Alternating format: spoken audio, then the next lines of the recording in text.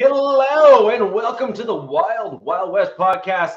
I am Richie Riche of the MHRT Network, and just today, because it's Thanksgiving weekend and Black Friday is coming up, it is the half-off show. No, just kidding. We we only got two of us here today. I know, Captain, you're not feeling particularly well, so I'm glad I got a nice little chuckle out of you there. Over directly to my right, joining me on the show today is Captain Jack Rackham of the Captain Jack Rackham channel here on YouTube.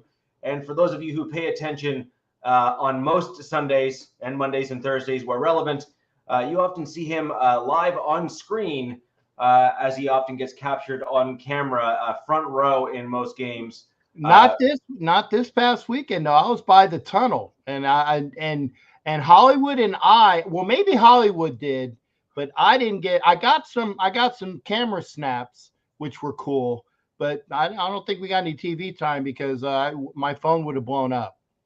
Well, I'll go and rewatch some of the different angles, and some. The other thing to remember is that there's a primary broadcast, but then there's some other cameras that sometimes make it there from other networks that you'll often get different shots at different points and things like that. So it'll be very interesting to see kind of what becomes of that. So I suspect we'll see different angles at some point, and they'll probably catch you, especially the tunnel, because of the halftime zoom in shots and things like that often ends up catching both sides of that TV. I'm gonna give a positive blow up to Loretta, who is Hollywood's wife, very very corner of the tunnel right before Max Crosby went out. She got a chance to high five Max Crosby, and that is cool no matter how you slice it, which is awesome.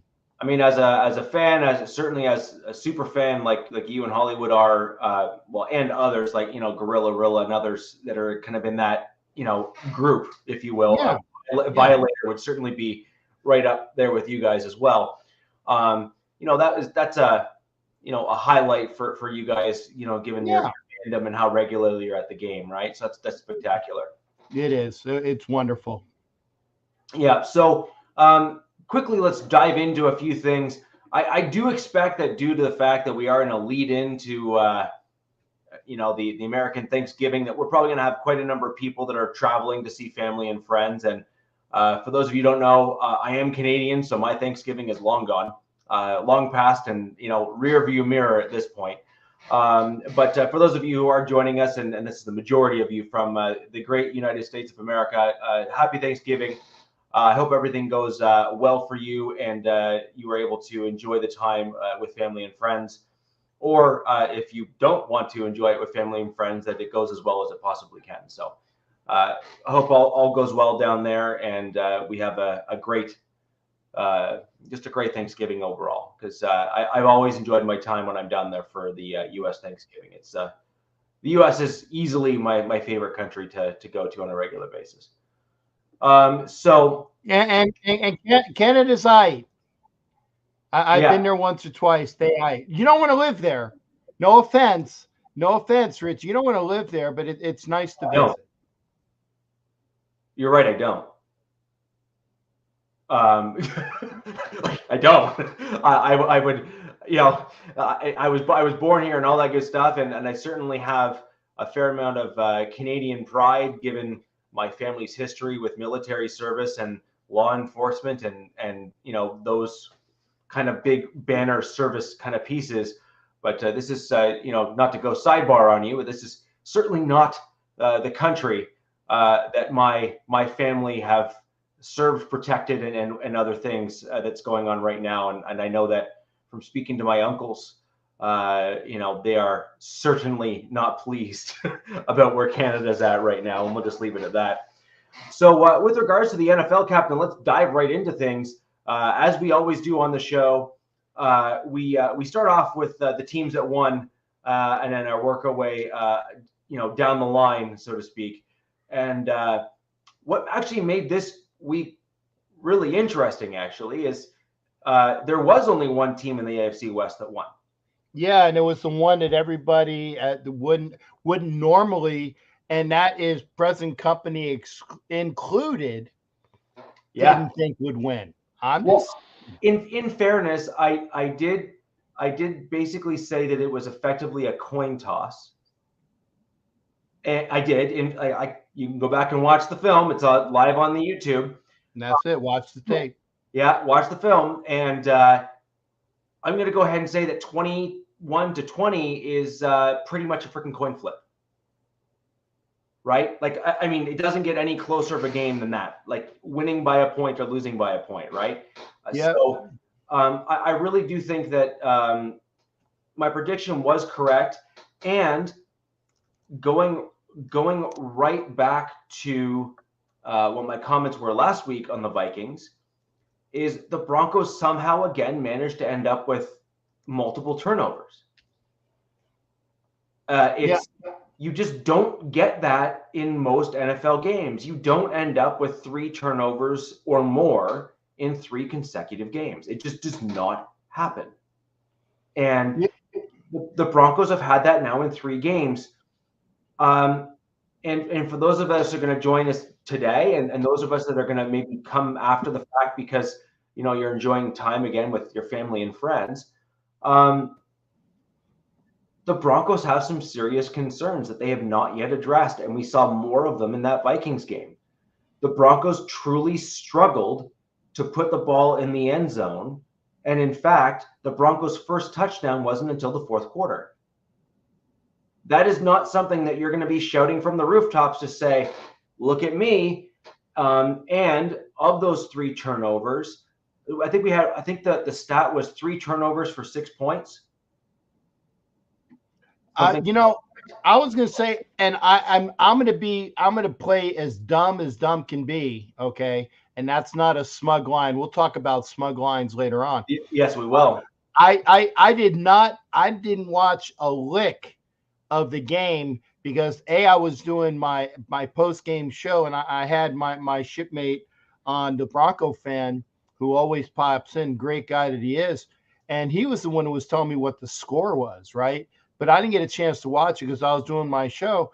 But I thought it was, if you didn't score a touchdown until the 4th quarter, did you have a defensive touchdown? Because I thought there was, you guys had 7, or am I wrong? No, we had. So we ended up with, so we went from 3 to 6 to 9. Okay. So field goal. Gotcha. And then we ended up with I believe it was two touchdowns ultimately that ended up getting us to kind of where we were at, or touchdown field goal, touchdown field goal. Yeah, so it was one of those where it was just not great. You know what I mean? Hey, but you know what? It doesn't matter. It's like when they say in baseball, if you have a blue pit in baseball, in the box scores the next day, it was a crisp line drive to left, because the box score doesn't say anything other than what the result was, and the result was you had more points than the other guys, and that's all that matters. That's all that matters. Look, in theory, I agree with you, Captain. In theory, I agree with you, and frankly, the short answer is yes. We had more points than the other guys, and yes, we won that game. However, how many games can you string together where you're going to end up with 3 turnovers? Not many. Not many. And we've had 3 in a row where we've had 3 or more turnovers, because the last 2 games we had 5 turnovers in those last 2 games. So, I mean, again, you're just simply not going to get that. And what I'm concerned with, for example, with the Cleveland Browns, or with the Texans, or with some of these other teams that typically have not been seen as great teams in the NFL, but are very much on a similar trajectory to that of the Broncos at the moment, is, are you going to see those types of mistakes? And I'm leaning to the fact now, and this is kind of where I'm willing to change my opinion, but in this point here, it's going to be a very slow change until I start seeing, things actually become a little bit more consistent, is I believe the Denver Broncos defense, I'm willing to kind of say this aloud, has actually completely turned that page. I believe that the Denver Broncos defense has now removed the players that were kind of causing some of the problems, replaced them with ones that are fixing the problems. Yep. And is now put themselves in a position through, again, something that I never thought I'd ever say about the Denver Broncos in certainly the last few years is our coaching has actually made some incredibly smart moves, and moreover has been given the clear flexibility in certain areas, it seems, from our front office staff to make the proper decisions and make the proper moves without getting screamed at over their shoulder. And I believe that actually comes with someone like Sean Payton, who is being paid a king's ransom to be the head coach, that the ownership is actually likely speaking with him directly, probably more so than what they did with, say, Nathaniel Hackett, maybe Vic Fangio or any of those other guys. I actually think that Sean Payton has the ear of the ownership group that's there now in Denver directly, simply because they believe that he's not the problem. And if there is a problem, then it's got to be something else, and they're willing to then look at it from that perspective. Yeah, and it's a matter of great. Well, okay, let me rephrase. I'm not gonna call Sean Payton great yet. He's a very good to above average coach who does have a Super Bowl on his resume. He ain't a great coach yet, but he brings greatness to the position when need be, and he surrounds himself with a plethora. There's your word for the day. Plethora of good coaches with him. But the best thing that he brings is something that is an upswing in Denver and an upswing currently with the Vegas Raiders. There's a little plug there. Is the attitude of the team goes with the coaching and the inspiration, and the whole team is bought in. Okay. Right. And that's something that's important, is that when you have the team buy in, and you said it yourself, they got rid of a lot of a-holes. I'm just going to put it at that. Guys that were just basically dead weight, that weren't performing, and that were on their way out. And they're on their way out. And I still think, you might not like this, there's still a few on that team that have survived the purge, but they'll be gone over the off season. I think. I'm hoping that's the case. So yeah, I'm going to steal a little bit of my thunder for later on in coming weeks, Captain, because my whole piece with what the Broncos are doing now is, don't let the lipstick on the pig think that you're seeing and dating a prom queen. Right? Is the ultimate thing there, right? Is, just because you're doing real well right now and you won a few games, 4 or 5 in a row, and you're kind of back to even keel, and things seem to be on the up and up. You still started the season like trash, and you looked like trash, and you still have many of those problems still on your roster. But what you do have is you have a head coach that is capable and able to constantly reevaluate, reassess, and make changes, who then puts you in a position where you can mask some of those issues and then come out ahead and still win games. And that's a big deal. Like, it really is a big deal. Now, it's about freaking time he got suspended. And I'm biased, but yeah, he should have been suspended a long time ago. And they got him for what, 4 games? Good. But he's still gonna be around for the end of the season when they need him against the Raiders. Just saying. Yeah. So I have mixed feelings on it. Part of my piece is I have kind of 2 sides to this. One, the dude is just not doing himself any favors. So, and I'll elaborate on that because I think it's important that I do. When he goes to tackle someone, all he needs to do to try to eliminate intent, or at least what people perceive as intent, which is what my ultimate issue is with this happening here, is he needs to raise his arm out, like as in one of his arms out, like in a hook position, as if he's trying to actually tackle somebody.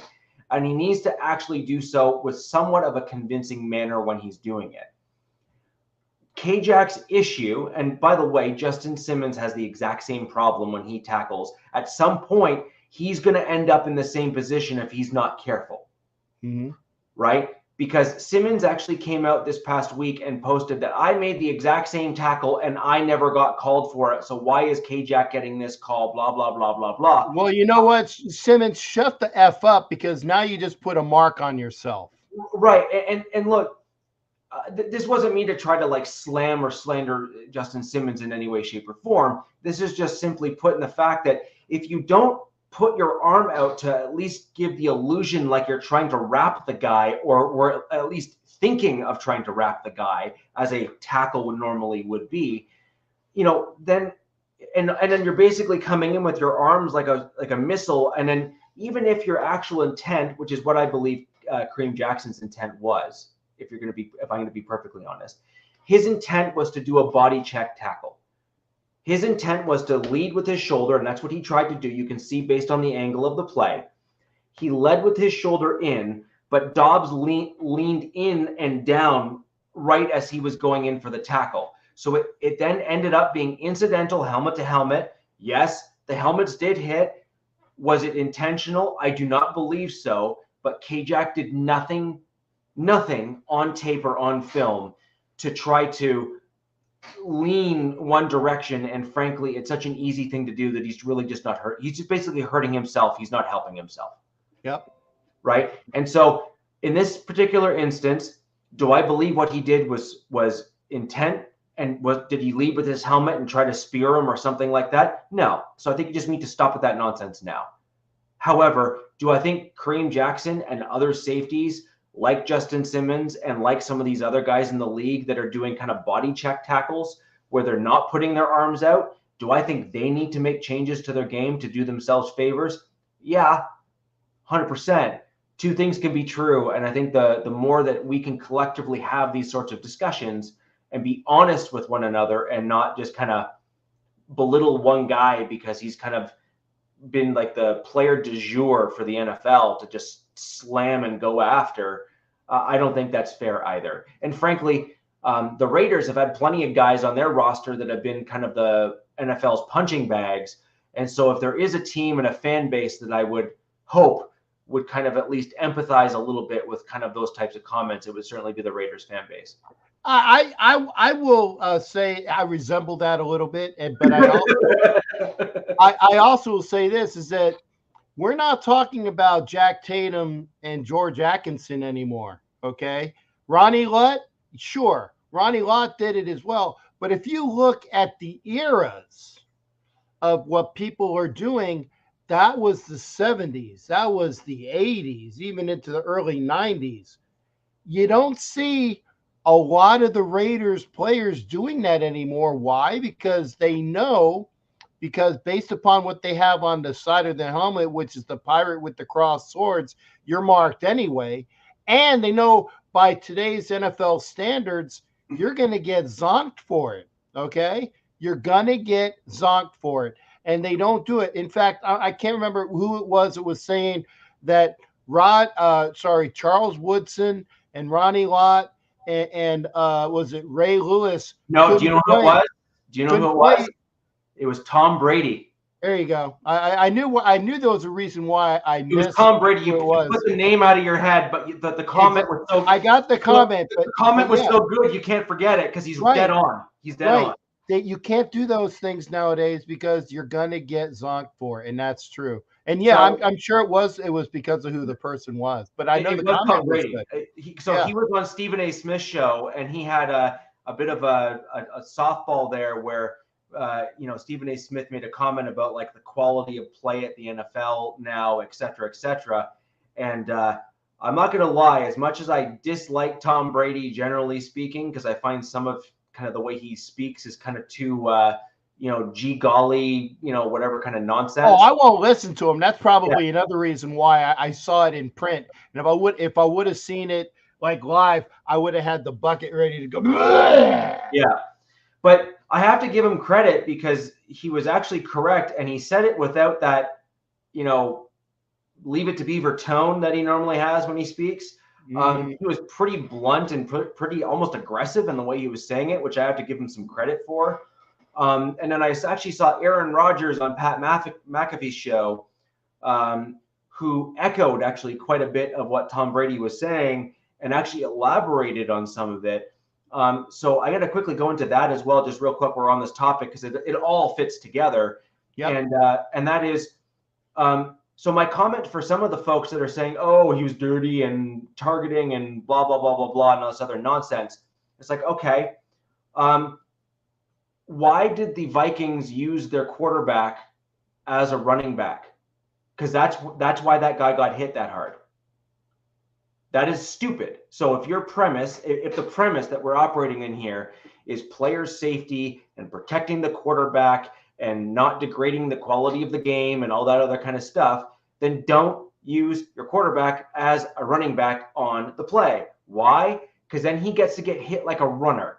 And then you're going to have every defender, rightfully so, targeting him as a runner.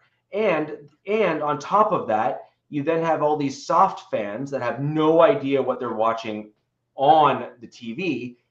Those defenders have the ability to absolutely clock that player as hard as they absolutely want, as long as it's within the legal bounds of the rules of the game. That's the difference. And so if player safety and quarterback safety is all that important, then don't allow them to run those running back plays. Right? You know, I'm actually going to take something that you said and run with it, pun intended, yes, on this one. Why is it then, because there are people that get targeted for things like that, why is it then that Josh Jacobs for 2 weeks in a row gets hit up with fines from the NFL for leading with the helmet when there are other people that do the same thing and Jacobs to a less degree, but he gets fined 2 weeks in a row because the NFL has a system of who they're going to go after, and Kareem Jackson's one and Josh Jacobs is another. So once you have something that's brandished upon you, they're going to look for it. Well, they also did it with Javonte Williams, who got fined for the same thing Josh Jacobs did as well. Now, I have to go back and watch Javonte Williams hit, but basically what Tom Brady and Aaron Rodgers were saying, and this literally all ties together, and then we'll go on to the Raiders and discuss that, which is it should be equally on the offensive player to protect themselves on the field in a contact sport like football. Yep. And the problem that we're seeing on the field with the NFL is that the NFL is not putting any real onus on the offensive player to protect themselves. They are allowing the offensive players to get away with bloody murder and poor offensive technique. That's actually one of the things that both Aaron Rodgers and Tom Brady said in their little rants. And they're not protecting themselves. And as a result, some of them are getting hurt because of their own poor technique. And on the flip side of that, the defensive players are then getting fined out the wazoo because of the offensive players' inability or outright refusal to not do stupid things. And the other piece here as well is a quarterback used to think twice before throwing a wide receiver or a tight end or a running back open crossing the middle of the field, because you'd end up with a linebacker like a Ray Lewis or Urlacher or Mecklenburg, like to go down the list of these absolute just amazing linebackers from those eras who used to just take the heads off of dudes that would make that mistake. Well, that is now targeting or a defenseless receiver or you hit them too hard, so we're going to throw a flag because it looked really bad. And that's softened the game, but what it's also done is it has allowed these offensive players to forget proper technique. They don't run with a look to protect themselves because they know that the defensive player is basically getting absolutely just lambasted by the league in fines if they so much as, don't lay them down on a pillow and tuck them in at night. Right? And I think that's a problem. I think that's a huge issue in the NFL is that they're not putting the onus on both sides of the ball. And I think we're ultimately seeing a worse product on the field as a result. And I also think that we're seeing, the 85 Bears and those other teams that used to have, and even the 2015 Broncos defense, for example, is right up there in that same group where It was completely defensive domination. And I think that you're going to struggle to really see that again with all these defensive penalties and the way they're being treated. And you're also seeing these quarterbacks at the sideline, like Dobbs. Cooper was right there, and the default reaction of any normal linebacker back from the Ray Lewis era would have been to take, like, literally to separate his waist from his shoulders. And right now it's like, they try to push him out of bounds gently.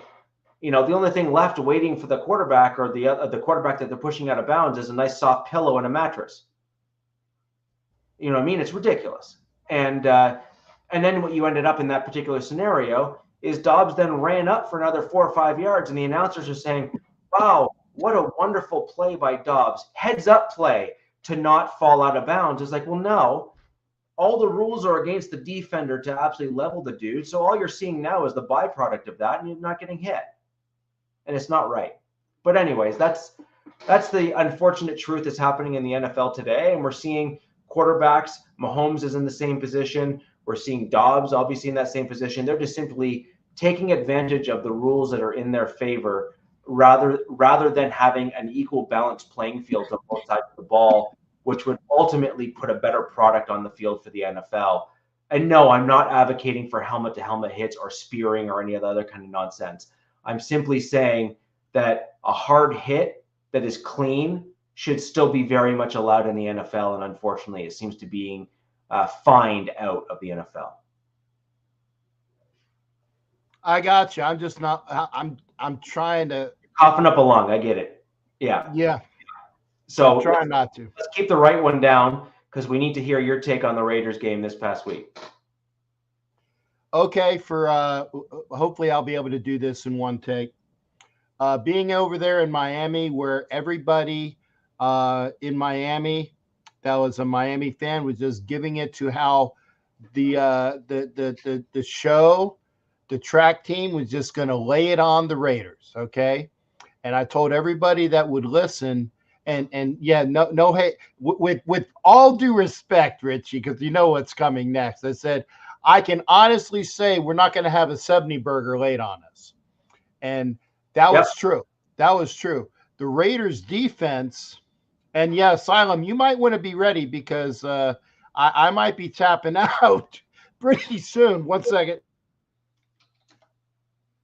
As folks that were with me on my Sunday broadcast know, I have bronchitis, and I've already done an hour and a half show. So I'm about 2 hours into where my lungs are not being coughed up. Point is that the Raiders defense played well. They kept the number one scoring offense to 20 points, which is what their minimum is 21, and they kept them underneath that. They kept them out of the end zone several times. They had them miss plays. They had him on a fourth down conversion where they turned it over on downs. They had a missed field goal on their behalf, so that's 3 points less. So the Raiders defense did everything they needed to do to win the game. Okay, and I tell you, had there been a quarterback, and let me put this in two parts. Had there been a quarterback that was not a rookie, which leads me to number two, and capable of throwing the ball farther than 20 yards, which negates the other two quarterbacks that the Raiders have on their roster, okay? Had there been a capable quarterback there that not a rookie that has the ability to throw the ball downfield, so that means nobody on the Raiders roster, the Raiders could have and should have come out of that game with a win. The other thing that was upsetting for the Raiders is after relying very heavily on Josh Jacobs over their 2 wins against, the New York Wussies, and I put them together, the compendium of the New York teams make the New York Wussies. Josh Jacobs was nearly non-existent. I think 13 carries for 39 yards. Yeah, 13 for 39. And it was a matter of the Raiders playing from behind at the very end, trying to get that one touchdown in order to take it away, and the fact that they didn't use him enough, okay? So even the coach himself said, and this is obviously Coach Pierce is a rookie coach. He will learn from that, okay? And I think he's going to rely more heavily on Josh Jacobs, giving him more chances, more opportunities to run the ball. And with the upcoming game, and this is kind of like the segue needed, okay? With the Raiders defense playing the defense the way that they played against the number one offense in the NFL, going up against a Kansas City offense, which has not been the same as they had last year. And by the way, I did get a chance to talk to Smug today. So I got to say, when I do my predictions, I got to say it as smugly as possible, because he said, make sure you're smug when you say it. Okay. When I do his points, is that the Raiders defense is coming into their own at the right part of the season. They are playing capably. They're playing as a team. And it's the Raiders offense that everybody was saying it was the hallmark of this team, where they have about 2/3 to 3/4 of their salary cap is tied up in the offense, okay, needs to come through.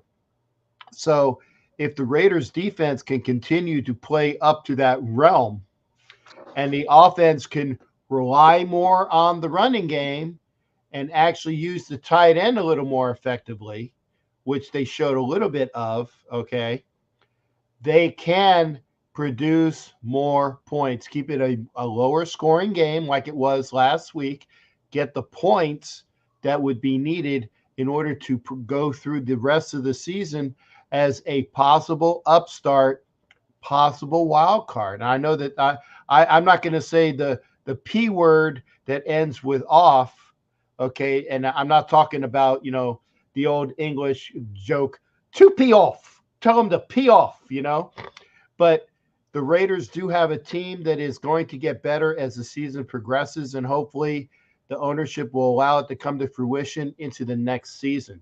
And this is not a homerism that I'm talking. I've been talking to this guy about his team for the last several weeks, saying how the Broncos are getting their crap together at the right time, and the team is playing up.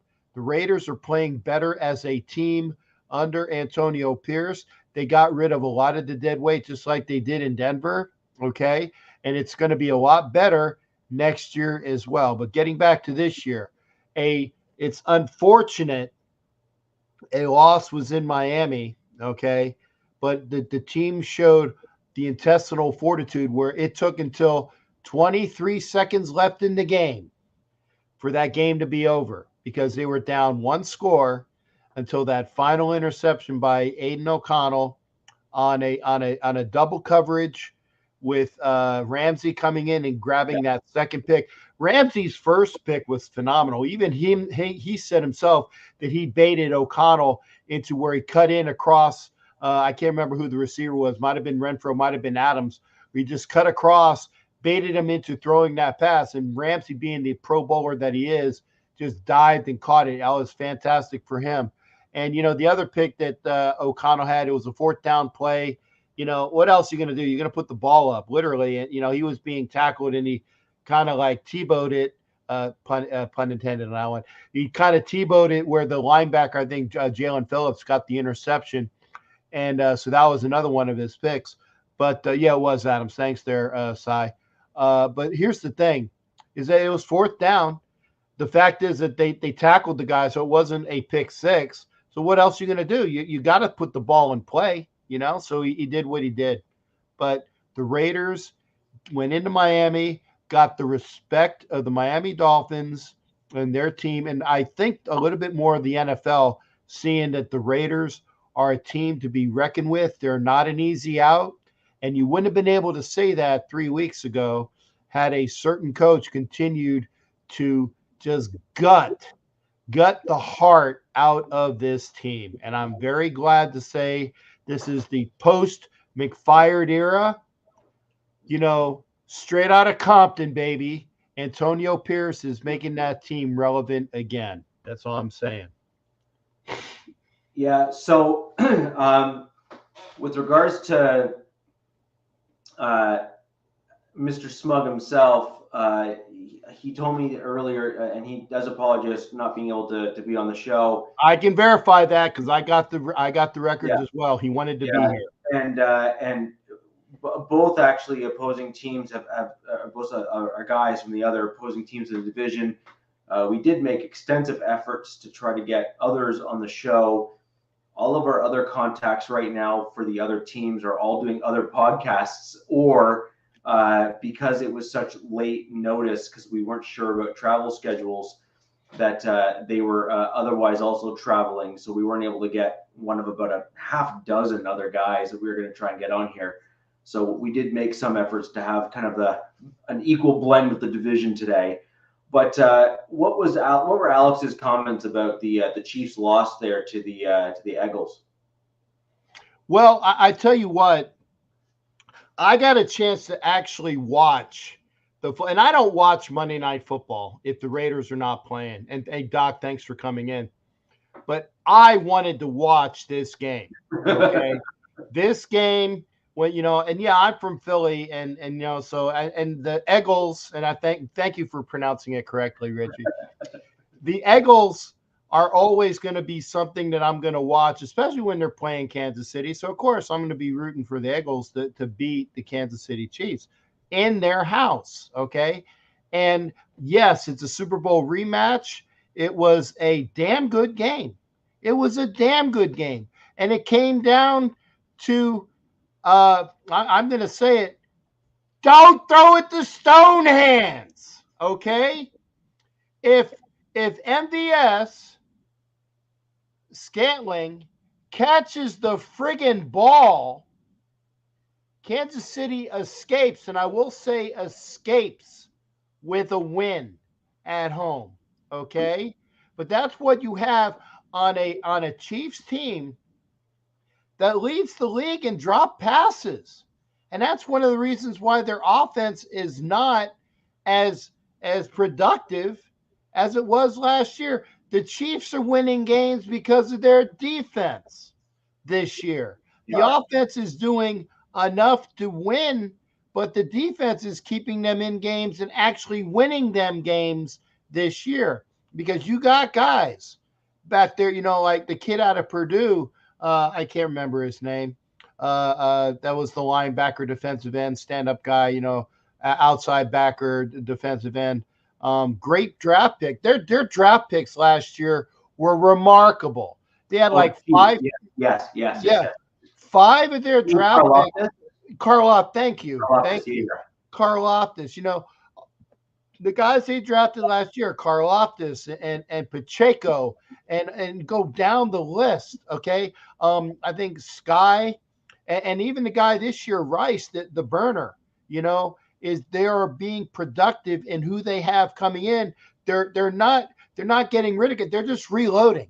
And that team is going to be scary for a bit. Okay.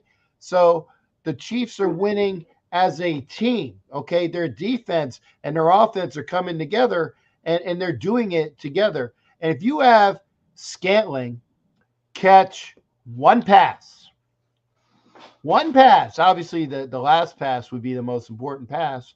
That's a different game. So the Chiefs escaped with a loss. The Eagles escaped with a win. It was probably the most watched and most entertaining Monday Night Football game that I've seen in years. And I will give the fact, I can't say this smug enough. You know what? Okay. I'm trying to emulate Alex on this. Okay, yeah, we lost, but it's okay. We'll get him next time. We'll get him in the game that means something. It matters. Yeah. We'll get him in the game that means something. So, Alex, I hope I did that as smug as I could, because I told you I would try to do it as smug as I could. I cannot be as smug as you there, sir. I can't be as smug as you, but I did try. And Alex, because I know you'll probably be watching this either live or in Memorex, love you, brother. I am going to do everything I can, because Alex is down here about 40 miles west of me in Clearwater. And when Richie came down here last year, we got the pictures to prove it. I'm going to go try to make sure I see Alex either on Friday or Saturday, so I get a picture with the guys. And then, Coach, get your ass available so I can see you. You're juking out on me, man, because you don't want me to call the garglers to your face. Okay, everybody else comes to see the captain except for you. Yeah, bastard. Get Well, your in ass in fairness, here. I mean, I traveled between countries to get there. I mean, come on now. True. I mean, come Yeah, on I now. got you. Yeah. I went through customs and everything. Yeah. Thankfully, there was no rubber gloves involved. But I mean, come on now. I don't know. Hey, you using all five fingers there, Doc? You know, there's your movie reference for all those that say, "Oh, we'll say." Yeah. So with regards to the Chiefs game there, I actually have. If there's any Chiefs fans here that join us after the fact, or if any of the Smug family does catch this after the fact, love you, Smugs. They're great. I love getting their feedback in here. It's fantastic. But there's two things that the Chiefs aren't doing this year, which I don't understand. One, they don't seem to be wanting to run the ball like they did last year. So the one thing that really surprised us with the Chiefs last year was the just dominance of Pacheco and how well he was running. They don't seem to be really doing that this year with Pacheco or anyone else for that matter. So that's a bit of a surprise, especially given the fact that their wide receivers are struggling as much as they are. So that's kind of one. And Pacheco, every time I looked on Monday, was gashing the Eagles defense. But they used to like they leaned on him last year. They kind of said go, and it almost seems like Reed this year is almost trying to force the pass, and the wide receivers just aren't doing it. And then on that note as well, Captain, this is what I'm truly honestly struggling with this is if you got a guy like Scantling who is absolutely just not doing well whatsoever and is just dropping passes left and right and is not being particularly productive.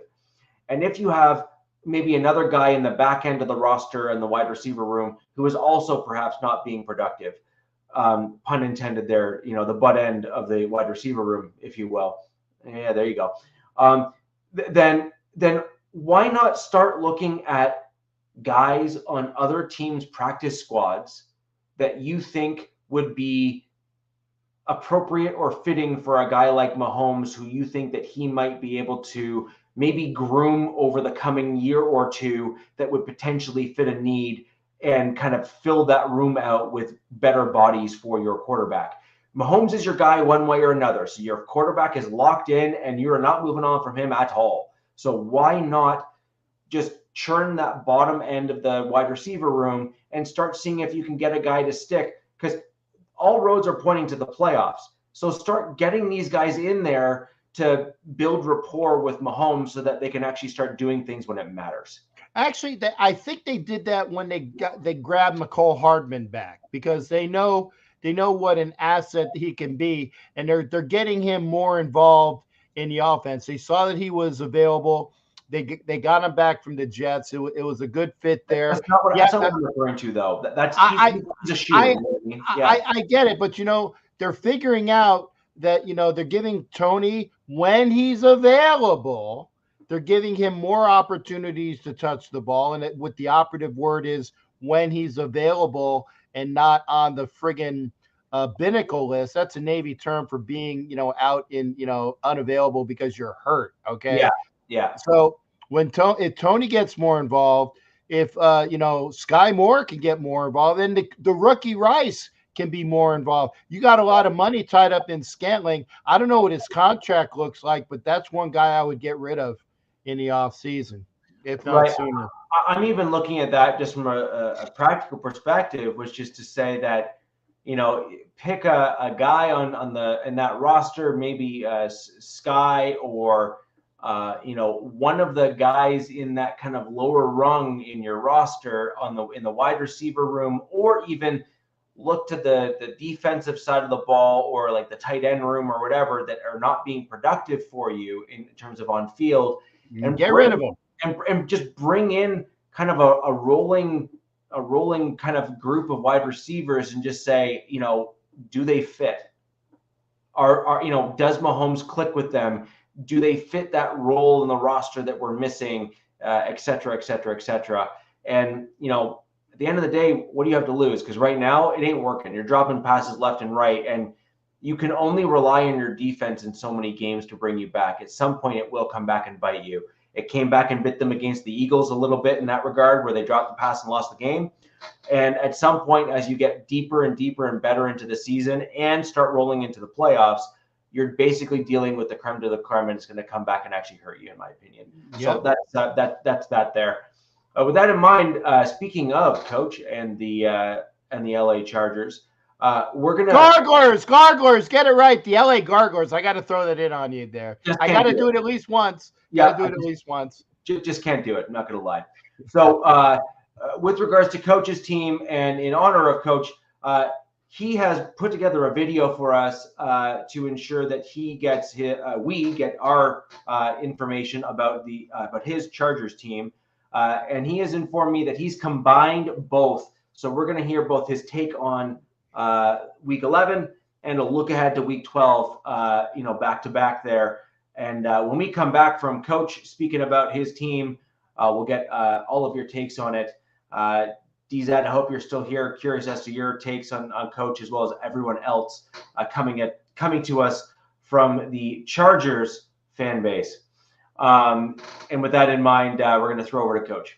There you go. Wild West, Coach Defense here. Sorry I couldn't be with you in person today, man. Family got me running around all day, getting people back and forth to the airport, etc., traveling back and forth in rush hour traffic in the DMV. If you know what it is, you know it takes a long time to get back and forth. So I couldn't be with you in person today, but I just still want to give you my takes on what happened with the Chargers in Week 11 and what we can look forward to in Week 12. So first and foremost, Week 11 was another disaster. To say the least. We gave up almost 400 yards on total offense against the Packers, who haven't looked like, I guess you can say, a top 5 offense in the league in its entirety through 10 weeks. And then we somehow or in some way make them look like top 5 offense. They did anything and everything they wanted to do, despite the injuries. They lost 2 running backs and things of that nature, but they still were able to move the ball. Jordan Love played his best game as a pro against us, to no surprise of mine. But that's what we do. We make mediocre players look like all-stars. So, to say the least, our defense is the most glaring issue when it came down to what was wrong and what cost us the game. I mean, yes, it was another 3-point loss, but aside of Austin Eckler fumbling in the red zone, we played pretty clean on offense. The defense just can't seem to stop anybody. I mean, again, you can't stop anybody from any facet, and it comes down to a lot of things that are wrong with the scheme, the play calling, and things of that nature. And again, it starts at the top with Brandon Staley. Just not to get into deep into the weeds. I definitely broke this down in my podcast this morning. Dropped at 11 o'clock this morning. So check it out if you haven't. I give a great detailed explanation of why Brandon Staley is the issue and why he needs to go. But in short order, just the schemes he calls, the communication level is a problem, the technique, the film study. A lot of things are at fault here. Playing 95% of the time in off coverage and playing zone coverage when the team is better in man. It's a multitude of things that are wrong with it. This situation is, it can go on and on. There's a laundry list of things that are a problem here. But again, wasting another good game from Justin Herbert. He's one of the top fantasy performers this week, yet again for 2 weeks in a row, and you still can't seem to get a W. Again, if you can play complimentary football at least 25% of the time, we win practically all our games the way Justin Herbert is playing at this moment. But again, we're squandering his talent. We're squandering his time as being on a rookie deal, and a multitude of things. I mean, where do we begin? Where do we end at this point? It doesn't seem to be getting any better.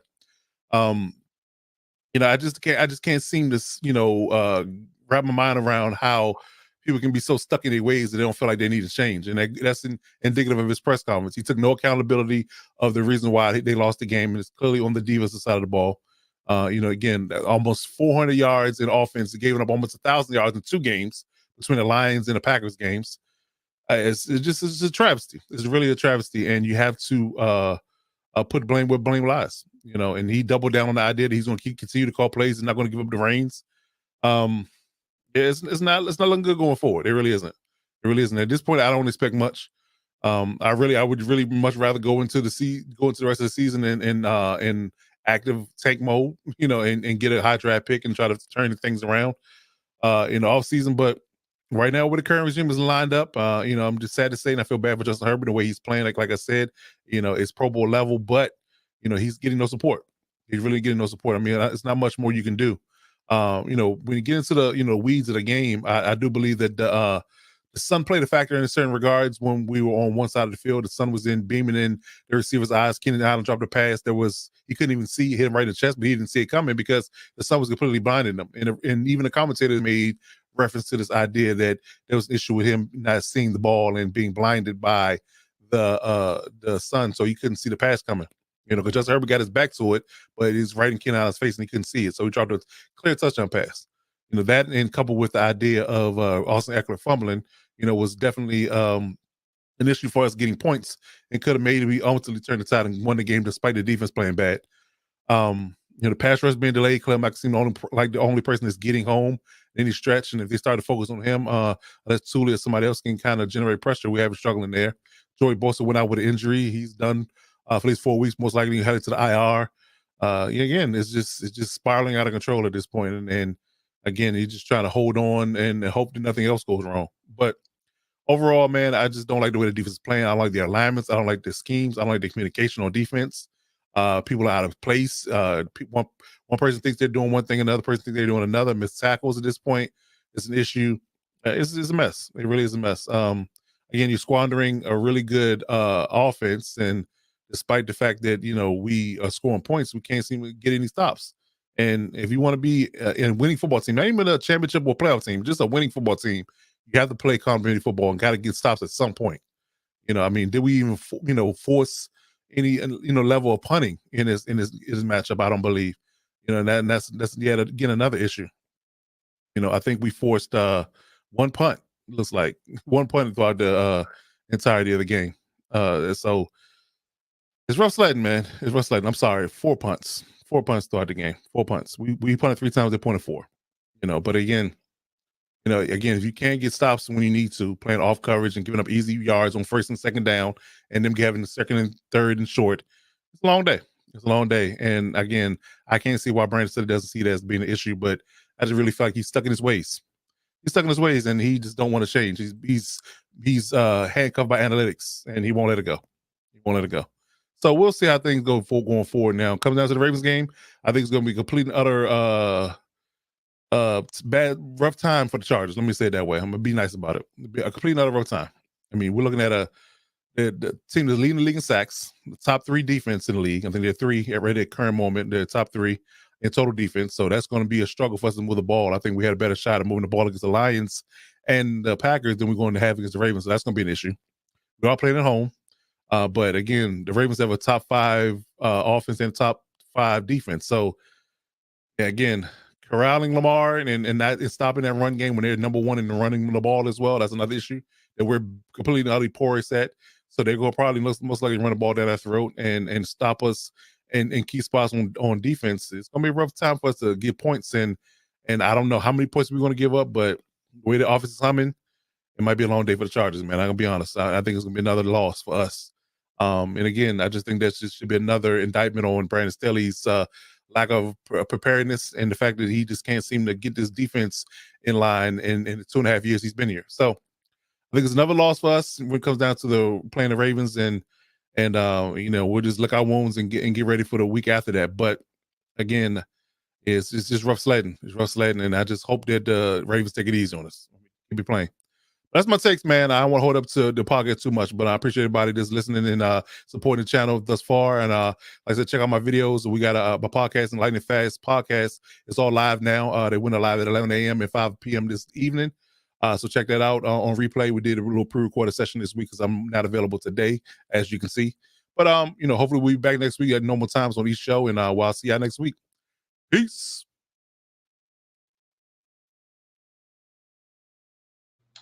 There you go. We covered both sides of that. I will say his review of Week 12 was less than positive. I don't know how. I don't know. Basically, it was glim and grim for all intents and purposes, which I can understand. Right now, that the team has not really done a tremendous amount to give you that kind of the good feels, if you will. So I can appreciate coaches concern there. The one thing that I do want to say is I think we need to call it out, and it's pretty simple. On the bright side, Joey Bosa is back in a familiar position for him on the IR. He and his brother can now collaborate and discuss in grave detail which fruity Smirnoff Ice drink they're going to drink together. Yeah. Because it's just a matter of time before his brother's going to be hurt as well. My bet is on cherry or strawberry, assuming that they both exist. I don't actually know. I'm just throwing a dart, and I'm sure one of them is there. I don't know either, but it kind of makes me want to look to see what the flavors are. Yeah. I would say lemon, but I thought that might be too much on the nose. Anyways, with regards to to him getting hurt, this is just par for the course. The problem with the Bosas, and this is really both of them, is they are both very talented when they are healthy. It's the when they are healthy part that's the problem. And they are not alone in their health ailments and challenges to stay healthy on the football field. It is unfortunate, because you hate to see guys that are actually really good at football. You'd like to see more of it on the football field to see what they could have been if they were actually able to stay healthy and on the field. If there was a drop, because you got the Stephen A. Smith drop, or actually, as I call him, A. Stephen Smith, because he is ASS, where it's where it says stay off the weed. For the Bosas, it would be stay off the roids. Because I'm telling you, they are phenomenal athletes. They are phenomenal in their statuesque physicality, but the roids are destroying their muscle texture. I'm telling you, it's if you were not on those roids, they would be a phenomenal athlete, and they wouldn't get injured as often. And I know that you're not on the roids when they do the testing or whatnot, but it's the buildup of the roids that they had going up through high school and college. Not that they would ever attest to that. Wink, wink, nudge, nudge. Stay off the roids and see if you can have a longer career because of it. Just saying. Well, and there's also rest days and doing the right things in the gym. They're clearly both very, very fit, but you can't you can't push yourself all the time, 100% of the time. The Gronkowskis had similar injury issues as well, where they were both driving each other, but they were doing so much that their bodies eventually just couldn't take it anymore after taking the abuse of football either. Really, one of the only guys that seemed to be able to withstand the beatings was Ray Lewis. And by withstand, he was dishing them more than absorbing them. But he had a well-documented, almost $1 million routine that he was putting his body through to ensure that he was able to sustain the career length that he did. It's very, very well documented in terms of what he was doing to try to keep his body right, including very large-scale acupuncture and other things to really kind of keep his body, on point. I think he was into cryogenics as well. To make sure he was fit. So that's, I think that's a big thing. And then the other piece is sometimes genetics. There's some famous hockey players just from Canada, even though I'm not a huge hockey fan per se, but I am in Canada. So, it's kind of just, it's always there. Yeah. Right. Don't even need to say the words, man. Yeah. You know the song. Oh yeah, I do.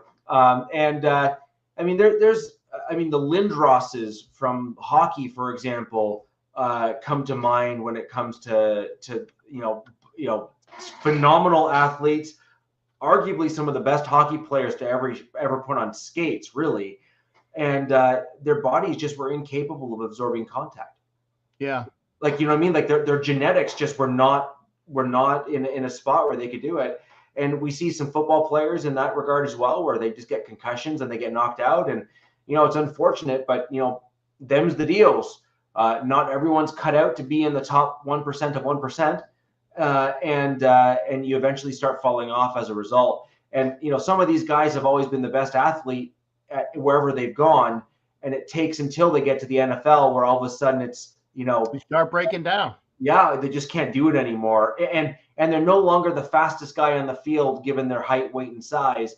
The guy next to them is twice as fast and twice as strong. and then they really start getting put to the test for the first time, arguably in their whole football careers, some of them, right? So anyways, onto your Raiders game, Captain. What are your thoughts of the game ahead for week 12? Well, I want to make sure that I give due testament to Alex's points, because he did say a mouthful, and I need to make sure that I get this correct. Okay, okay. Okay.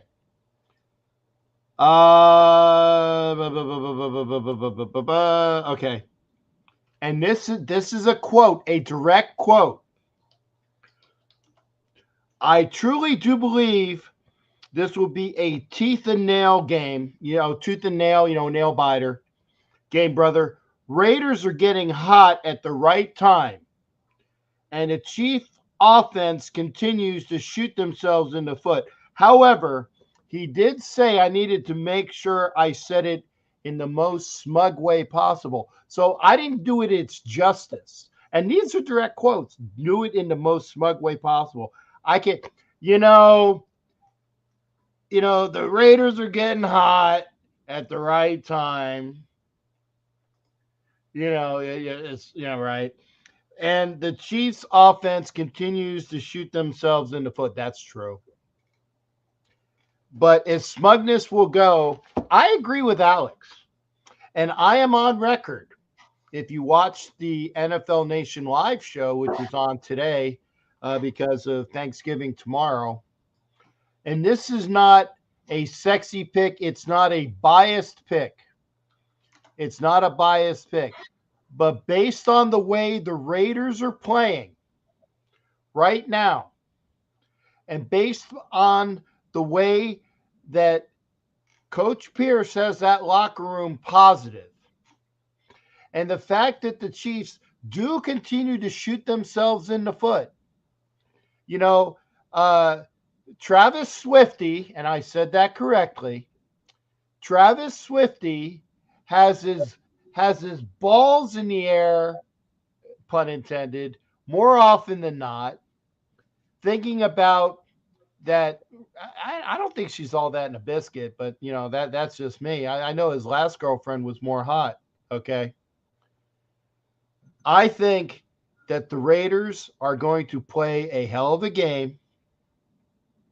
I have them beating Kansas City for the first time in the last couple of years. I know that the last time that the Raiders beat Kansas City actually was in Kansas City when they did the dance with the buses around Arrowhead, which obviously came to shoot them in the foot.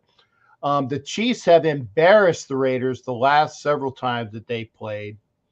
I know the one time with Carr, where if Carr could have, I think 2 years ago in Vegas, they had the opportunity to win and they just didn't win when they needed to. In Vegas, though, right? Yeah, in Vegas. But yeah, last year they just got boat raced. I mean, it was ugly. The last game of the season, going into Vegas and Kansas City, it was a laugher. I don't remember the score. It was so horrible. I don't even remember. I just know it was a horrible game. Okay. I really think that the way the Raiders are playing and the way that they are coming together, that they are going to have their defense playing up, and that the defense is going to help win the game, that they are going to rely more on the run game that they did the last 2 weeks, not this past week, because they ran away from the run, pun intended, and he didn't give Jacobs the opportunity to smash the line, okay? I think that they're going to rely on Jacobs a lot more, and they're going to continue to run him because, again, those little 2-yard runs become 3-yard runs, become 5-yard runs, become 8-yard runs by the end of the game if you continue to pound the rock. And, do some of the things that Kansas City does, which is like those jet sweeps with Tucker and Carter, because we have the wide receivers that are fast, just like the Chiefs have done in the past with Tyreek Hill. The run game, and then use the tight end more. Don't put the ball in the hands of a rookie quarterback where you have to have him win the game. I think it's going to be a close game. I think that in the end, it's going to be a Carlson field goal, and the Raiders win in Vegas, and me not in attendance, unfortunately. But I have the Raiders winning a very tight, great game to watch in Vegas this week. And again, unbiasedness. Biggie Bronco says I'm smoking something. I don't care. I really think the Raiders are going to win. I think this is a toss-up game, in my opinion. I believe, and this is the reason why I believe it's a toss-up game. The Chiefs wide receivers are not catching the ball. I believe that the Raiders defense is playing some of its best football, if not its best football of the year, as we come into this game, having held an equally or even more potent team in the Dolphins to a respectable score against them. And frankly, because it was so close, really had a reasonable chance of even winning that game, if you're going to be honest. And so, and I think that Mahomes and that team is just, they've not found their way this year. And as a result, I think it opens the door for the Raiders to actually do some damage on the divisional opponent in the Kansas City Chiefs this year, perhaps more than others. So my piece here that I kind of caution and hedge the bet with, though, is the Chiefs' strength on their defense is not just their secondary, which is playing very well. You have to give credit where credit's due there, is their defensive line. And the real challenge that I think that the Raiders are going to have is, will they and can they make the offensive adjustments to hold the defensive line pressure that will be rather tremendous, in my opinion, with a rookie quarterback, offensive line that has been okay but not great this year for the Raiders, against a phenomenal defensive line, top tier defensive line in the NFL with the Chiefs. And so that would be my kind of thing to look for, is, can you win the cat and mouse game of adjusting your offensive line and offensive strategy to ensure protection for a quarterback that's going to probably struggle to identify protections, just because he's a young guy and he's going against a seasoned defensive coordinator who's going to probably give him a few looks that he's not seen before, with players that are capable and able with the Chiefs. Yeah, and I agree with that as well. And I harken back to where Gabe was saying, well, hey, Wink Martindale is just gonna blitz the hell out of AOC4, and he's just gonna make him look silly. Okay, and that didn't happen. And the Raiders scored 30 something on the Giants. I'm not saying the Raiders are going to score 30 on the Chiefs, but I think that the offense, if you take it out of the quarterback's hands and put it into the hands of the tight end, the running back, and the occasional, and I want to see more of this, is the play. I want to see some play action passes and designed rollouts, because you're talking about that defensive line being phenomenal, and the Raiders offensive line still needs a lot of help. And I think you're going to get both the interior wise on the defense and the offense are going to get addressed in the offseason. Thank God, because they need to have it done. But you have those designed rollouts and maybe some misdirection. Show something that you haven't seen before. And the Raiders don't have a lot of misdirection, and they need to employ more stuff that the people haven't seen. And I think that it's going to be this game that if you had this bag of tricks that you needed to whoop up on somebody, this is the game to do it. Remember, last year was the ring around the rosy game with the Chiefs coming in playing the ring around the rosy play as to Vegas. Okay, I think that hopefully it will be remembered like the Chiefs remembered the buses going around Arrowhead Stadium, and they got a boatload of ass whooping after that. I think that this is the team that remembers things like that, and I know that Coach Pierce does, that they will have something in special for mine, because remember, Andy Reid is a great offensive guy and Spags is a great defensive guy. You're going to have to pull out all the stops. You're going to have to pull out all the stops. And I think in the end, if you play to your ability, you can win this game, especially the way that, like you said, the Smug said it himself, okay? The Chiefs are shooting themselves in the foot, and hopefully that they will shoot themselves in the foot with a big old shotgun this weekend, and I think it can happen. So, and they're coming off the short week too. They are. So I have kind of three things for both of you that I think you need to do. So in my opinion, the Raiders need to employ a sixth offensive lineman to bolster their line and help mitigate some of the edge pressure that they're going to inevitably see on most plays. I also think that by doing so, you will enable Josh Jacobs with some appropriate, play designs to break out for some longer runs earlier in the game than you otherwise would, because I believe there's going to be too much pressure coming out from the defense. So getting that protection in place, I believe, is going to be important. The other thing is that if Jacobs gets stuffed and you can't get any of your run game going, so whether it's Jacobs or somebody else, you lose this game. I think that is your key. You will lose this game for sure.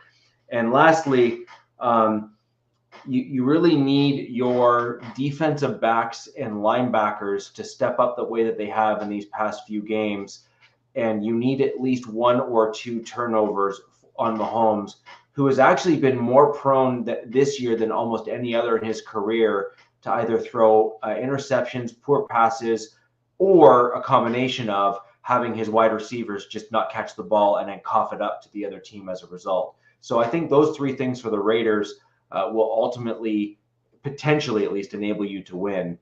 On the flip side of that, KC, from my perspective, needs to get home with their defensive line to throw off the rookie quarterback and either force a fumble or force interceptions, which I think is going to really start to hinder the Raiders' kind of hopes and dreams, if you will, during that game, and will ultimately kind of put a damper on any kind of luster, perhaps, that AP had within the locker room and on the field.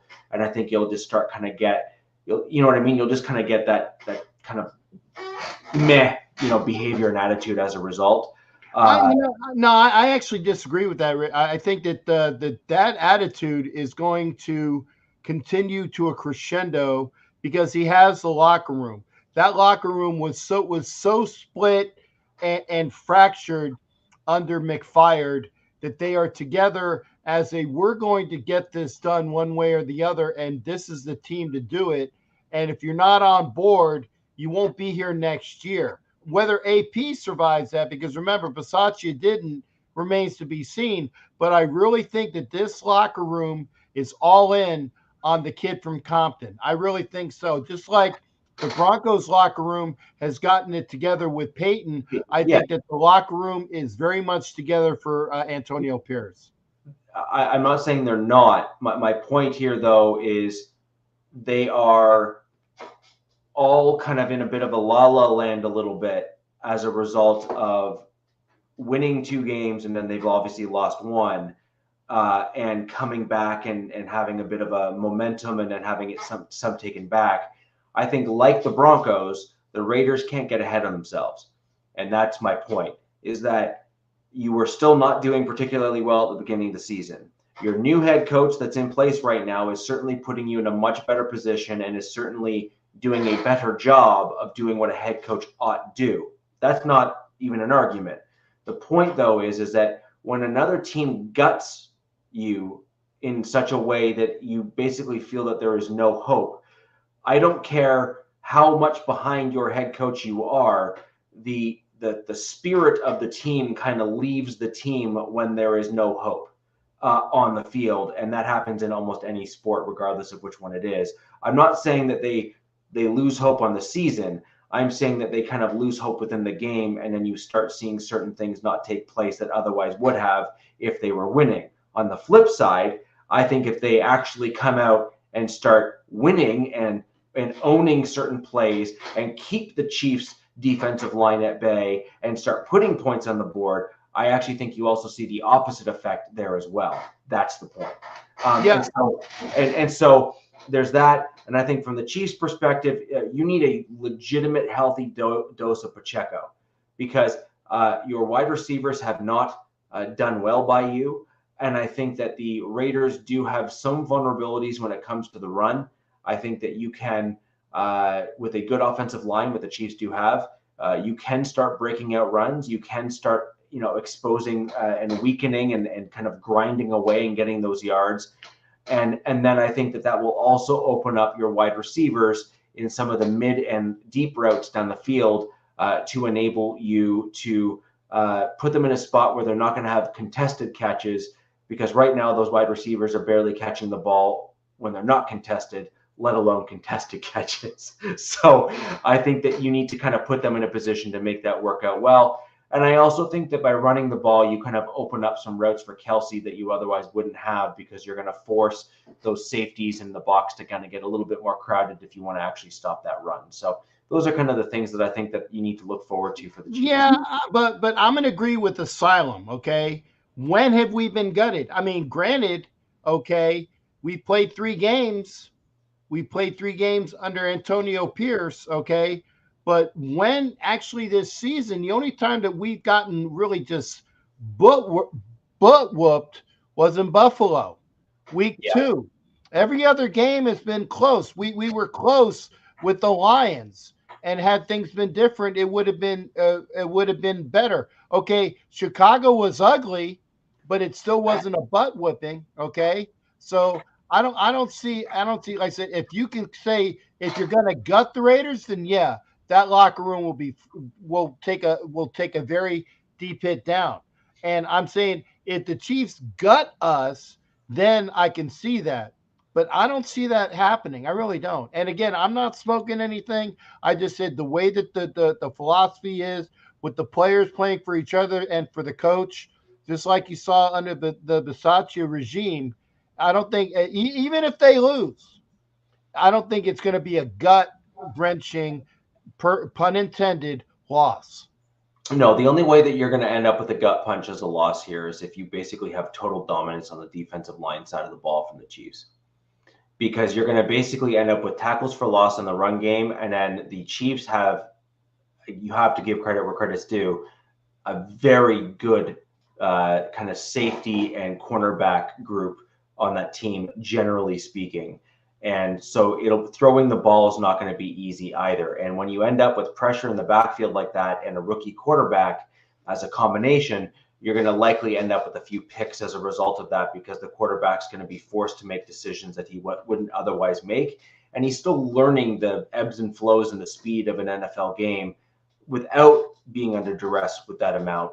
Add on aggressive duress and desperation to try to get back into the game, you typically end up with certain mistakes that otherwise get made. And that's kind of where I'm getting at with this. I'm not saying that you're going to end up with like a boat race where it's going to be, 56-2 or something like that.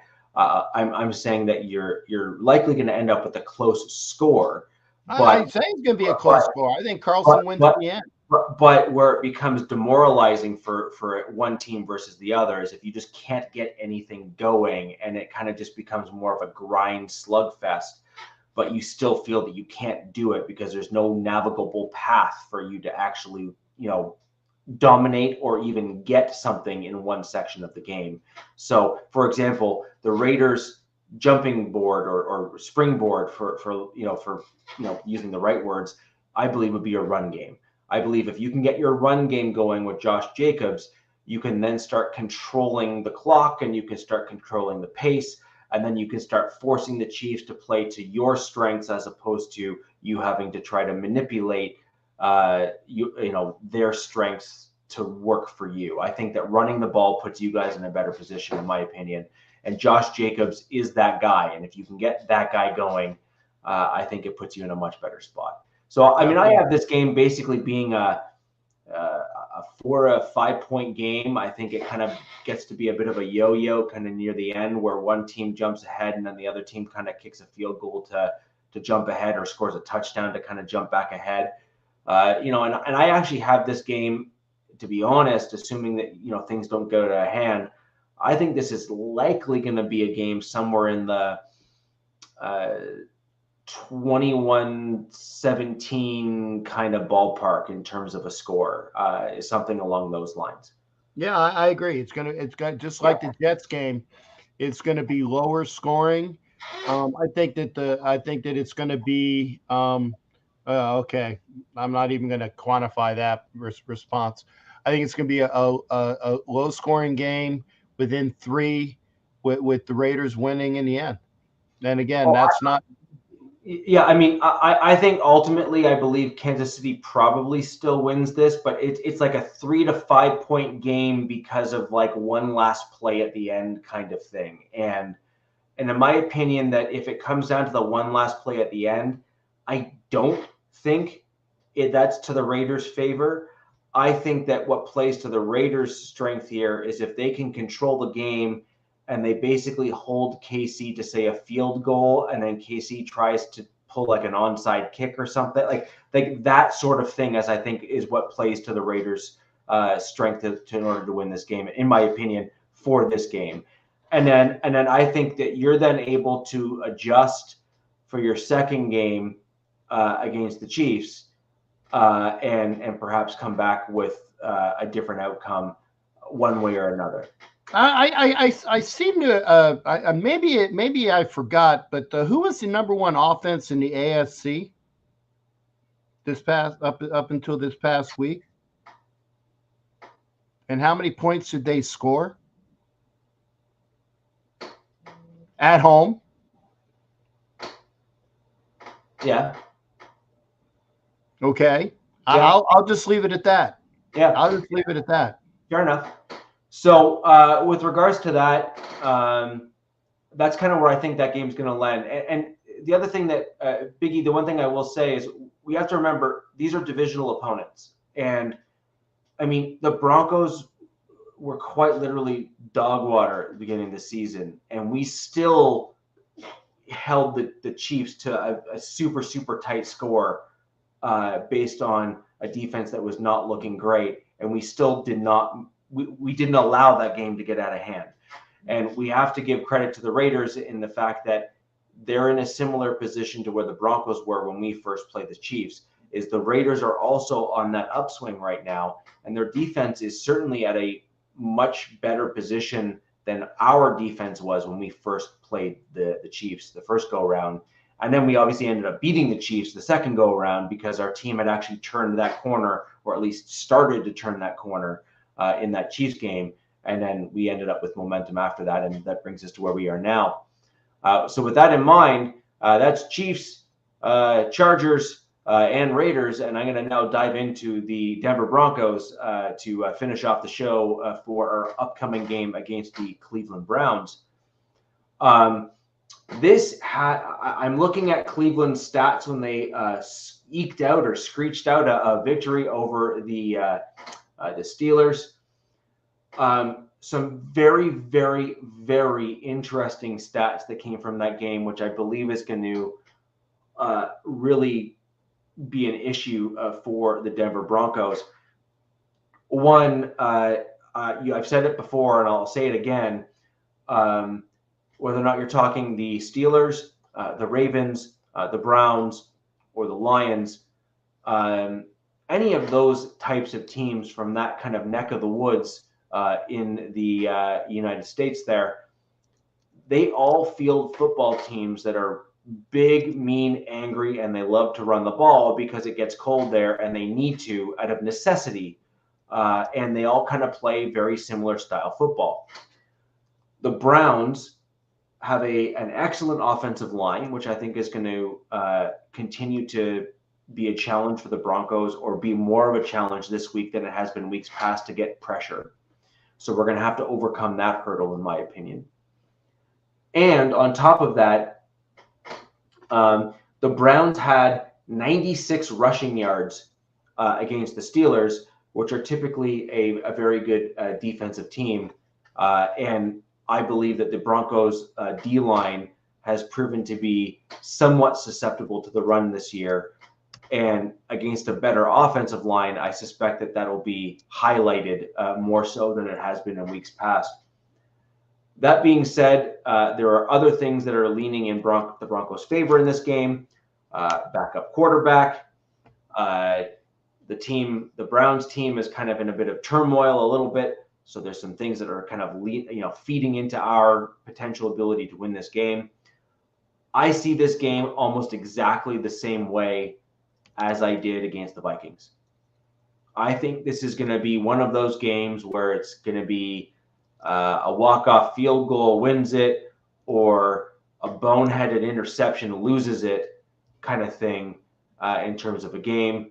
And if you're putting my feet to the fire and asking me to predict a score, I see this as a 21-24 game sort of thing. And given how well the Broncos defense has played, and the fact that the Browns did in fact throw an interception in the last game, I'll give it to my Broncos with the 24 now, as opposed to typically I would have given it to the other team given how we were playing in the earlier part of the season.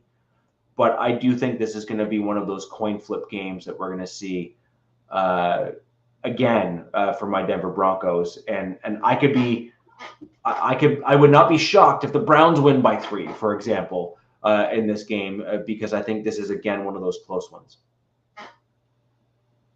I got the Broncos winning at home. Yeah, I mean, the Broncos are at home, that kind of stuff as well. So that does kind of lean in our direction. But the Browns have a great defensive line. The Browns have a great offensive line. They have a couple weapons there that are quite good. But I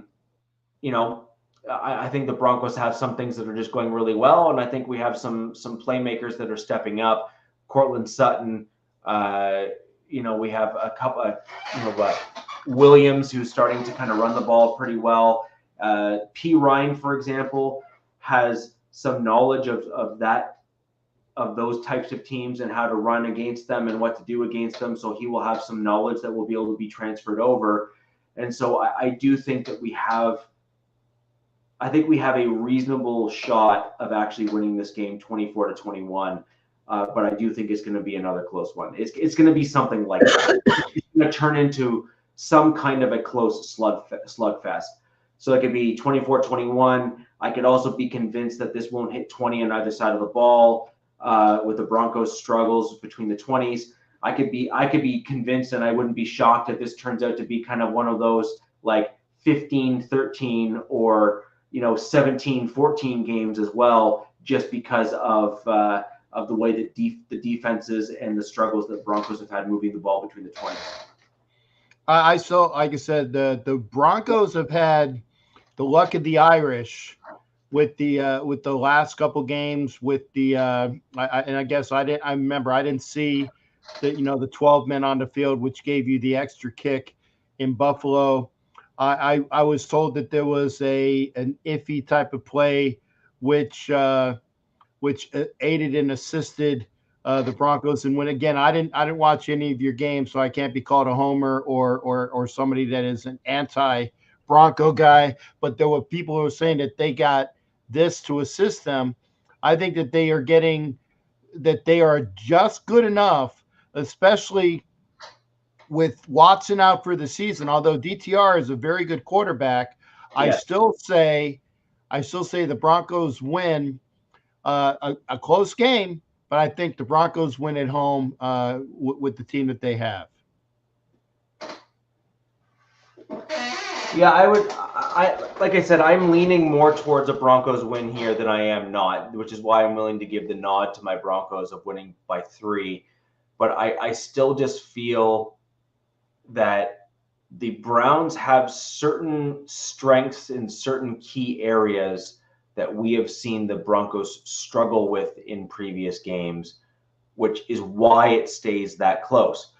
If the Broncos can find a way to negate those strengths on the Browns and we're able to perhaps stop the defensive pass rush of the Browns and then really start hammering the ball and running the ball very well, I mean, this game could get out of hand because the Broncos have a three-headed monster at running back, and we are running the ball fairly well this year. So if you actually look at the Pittsburgh game as an example, the Steelers had 172 yards rushing against the Browns. I mean, that's a lot of rush yards to give up in a game. And so the question is that if that is indicative of where the Browns are at now, not where they've been at previously, then the Broncos could actually start to chip away at the Browns as the game goes on and really use Jaleel McLaughlin, for example, who would be a player that they wouldn't otherwise or normally be used to, who is a good runner of the ball but very quick. So he can run between the tackles, but he's very shifty and can kind of get through and break off big runs. That would be the type of player that a team like the Browns and the Steelers aren't used to defending against. And so he could cause problems for them. So, P. Ryan is a guy that they've always had challenges with, coming from the Bengals there. And so we have the running backs to potentially cause a problem against the Browns. And so if we can get the rush game going, I mean, this could flip to a 10-point win for the Broncos, or even more if the rush game gets going and that becomes a legitimate factor, because that will negate some of the challenges that we have actually had between the 20s, because the rushing game kind of cures everything. Yeah. Right? If you can run the ball, then everything else opens up. It just does. And we actually struggled running the ball again in the last game there against the Vikings. We didn't have a great rushing attack, but if we can do so against the Browns, I believe that would be a difference maker. Keep in mind, we're also down Kareem Jackson for the Browns game and the next several games coming up. And I have to look at PJ Locke. I don't know if he's still hurt or not, because that's why Kareem Jackson was back. And if we are down to a random third, fourth string safety coming in, that could also spell some trouble in the passing game against the Broncos, because that player could get exploited. Pardon me. I agree. And I'm not bad for the bronchitis that I've had for this week. Yeah. Yeah, so that's kind of my general take on the Broncos game and kind of where I think we're going to be and what I think we're going to see on the field. My official prediction is going to be the Broncos win by 3, and I think it's going to be a mid-scoring game. I don't think it's going to be into the high 30s or something. I think you're going to kind of be in that mid-20 range or high 20 range as the score for each team, and that's kind of what my thought process is on this game. I do think that the Broncos defense has officially turned that corner, as I said earlier in the show. And now the question is, can Sean Payton move the right pieces in the right spot to do all of the right things for the Broncos offense? Or is this just, a magician doing their work to, make everyone think that the polished turd is actually a diamond? And then have the Broncos make the changes in the offseason, likely to do with Russell Wilson and some other pieces on the offensive side of the ball to improve. Offensive line would need some help, and then we just have some very expensive backups if we move in that direction. Yep. Anyways, both the Broncos and the Raiders pick up a quarterback in the first round this year. It's possible. Absolutely possible. And we were talking about you guys maybe wanting or ought to have done that last year instead. Obviously your Coach McFired did not opt to do that, which is fine, I suppose. But now you're in a position where you're kind of in a bit of a coin flip and a hurry up and wait scenario, because your current quarterback has shown some flashes, but not not the big flashes. And so, then you start getting into a position of to say, do we put a better offensive line in front of him and see if he can do better? Or I tell you, no matter what, that offensive line needs to be addressed. Actually, I think that honestly, the Raiders need to go line, and yet throw a quarterback in there somewhere. And there's going to be some decent quarterbacks available in rounds 2 and 3 as well. This is such a quarterback-rich draft, okay, that they're going to be my recommendation for your team. That would be my recommendation. Good things to have, because like I said, we got the skill players, and I think that we need to pick up a cornerback, yeah, but I think that the drafting, if you leave it up to Champ Kelly with Antonio Pierce, I like the way that this team can go, and if you pick up the right pieces, just like with the Broncos with Peyton and Peyton, I think that it's going to be a very competitive AFC West for quite some time, with all the teams being available to kick each other's butts. I actually believe that if I were to put on a different hat and pretend that I'm a Raiders fan and pretend, I like that, pretend, yeah. And give your GM advice, it would be completely overhaul and revamp your offensive line. Keep AOC 4 as your quarterback rolling into next year as your starter. Draft a mid to late round flyer at a quarterback, because why not? And bring in a mid-level competent veteran in the offseason that doesn't always get hurt as a, break glass, in case of fire moment. And that way you're attempting to set up, and also set out a vision in terms of what your offensive scheme is going to look like, and stick to it for 3 years. Yeah, well, that comes down to who the OC is going to be, and it also comes down to who the head coach is going to be. Correct. And so I think that's an important thing there, which is stick with the vision, draft your offensive lineman to fit that vision, commit to that vision for 3 years so that you're putting the right players in the right spots, particularly on the offensive line, because that's where it really matters. You need those guys to gel and get better. And then you see what AOC 4 can do with a line that ought to be able to protect him better, and allow them all to work together and gel together for a year or two. And then if you get to a point where you're doing well but not well enough, you kind of do what some of these other teams have done, is you trade away AOC 4 in the offseason, and then you package together a bunch of picks and then trade up in the draft to then bring in a quarterback that you believe is going to fit your team for the long haul and go that direction if you need to. And that would be kind of how I would go about it if it was me. But I'm not there, and I'm not a Raiders fan, but that's what I would do if I were you guys, because you need to build your team around the lines, because if you don't build your team around the lines, you're going to just rotate through these rookie quarterbacks and they're going to get washed out of the league. And we're seeing it happen in a bunch of teams, including the Cardinals, who are not addressing their line and they're getting their quarterbacks killed. Yep. So, anyways, guys, I want to thank everybody for joining us tonight.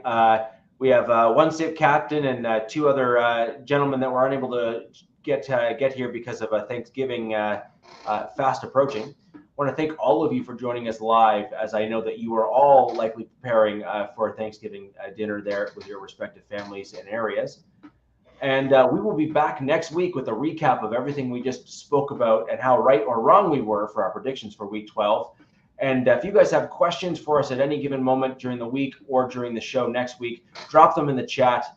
And if you have any friends, have them come over, click those like buttons, and comment after the show. It helps us reach other fans just like you in the future. And until next week, where the West Side is the best side. Peace! Yarg! Fast lane when I pass in the street, bag of money in the passenger seat. Pimpo's been asking for me on the road from the west to the east. Way up, I might never come